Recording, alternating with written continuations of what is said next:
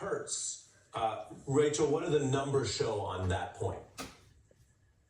I mean, here's the thing, guys. We just had a national referendum on basically the two parties, right? My work is about getting the party, the Democratic Party, to appreciate how much top-line narratives and branding matters. And as you've been pointing out in these results, there's nothing here to nitpick and say, well, actually, it wasn't so bad. It was a wholesale rejection. And yes, it is powered by racism and sexism. There's a large chunk for people who study MAGA for a living like I do that are white nationalists, frankly, right? But there's another chunk of people who just simply don't believe that about the Republicans, right?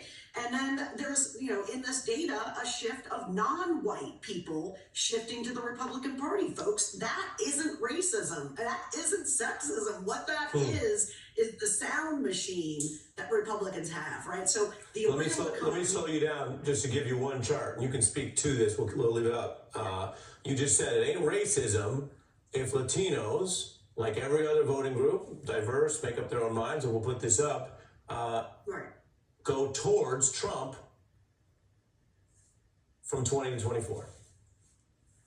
Yes, exactly. It's not. And what it is that we get caught up on reality. Oh, well, immigrants add more than they take.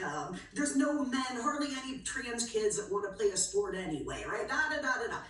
The average American can't name their own senator, okay? Flat out. And progressives have been rejecting this lesson for me for a year. So I just have to tell you again, average Americans don't read or watch any news. And so the economy, it's not just so much that the real lived experience is bad, it's what they hear. And the Republicans are brilliant at creating perception. And the perception they created for 4 years, even as the data was going the totally different way, is one of erosion and increasing inflation and increasing pain for consumers. Right, and so where your work and the numbers then meet messaging is Biden a lot and Harris a little argued it's actually better than you think. And the U.S. economy is, quote, the envy of the other European nations and all this other stuff. Is that, in your view, a good message for the Democrats to try to talk people out of what they're feeling? Yeah, I never saw that in a paid ad. What matters, folks, no one watches cable news. Nobody watches news, okay? Why'd you take the booking then, Rachel? No, you know what I mean? Like, in terms of the overall population, Ari, I mean, we're talking about 10% of the population. No, I just have to fact check you. Millions of people watch all types of news and then even more on YouTube. So when you say no one, I think you mean undecided, low information, swing voters. Yeah, no, many people don't, many people do. A majority of people don't know who their governor is.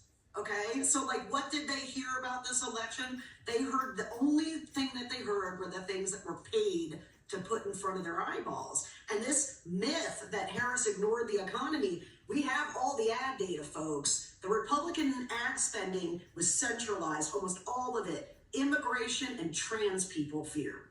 Okay? Yeah, I saw that on the GOP ads, but I'm going to jump in. Biden spent the year selling the economy. People do hear what the president says occasionally. And Harris had a very highly watched presidential debate, and she did not use that time to say, I've got a new and different plan on to deal with the economy that's hurting you. I mean, I don't think that's very debatable, no? I mean, I think it's just really hard for progressives to accept this basic fact. Average Americans don't know who their senator is. They don't know who their House member is, and they don't know those things because they don't read news, they don't watch politics. Yeah, but I feel like you're jumping past the point. Or anywhere else. Okay, so point taken, but what should a better Democratic message have been if you say that this was an issue? I'm so glad you asked me. If the party had let me in and hired me instead of some of these hope dealers, what I would have had them doing is defining, people are pissed about the economy, and they always are. The economy is always going to be the number one issue.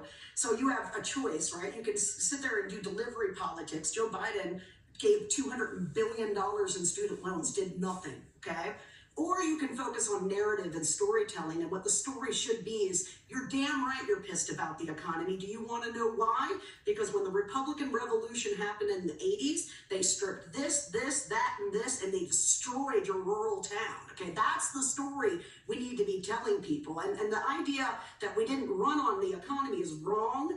That is definitely wrong, and I want to make sure people understand It is one thing to talk about, I'm going to give you a senior home care, when the other party is hitting the voting block with nothing but simplistic fear messaging. Yeah. The message has to respond Yeah. in the same way.